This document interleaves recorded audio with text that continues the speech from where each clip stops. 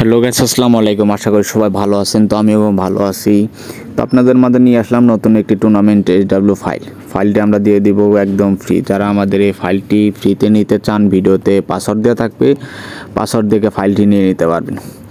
এবং যাদের এরকম SW ফাইল এবং টুর্নামেন্ট SW ফাইল প্রয়োজন বা অ্যাপ, যে কোনো ওয়েবসাইট প্রয়োজন, আমাদের মেসেজ করতে পারেন।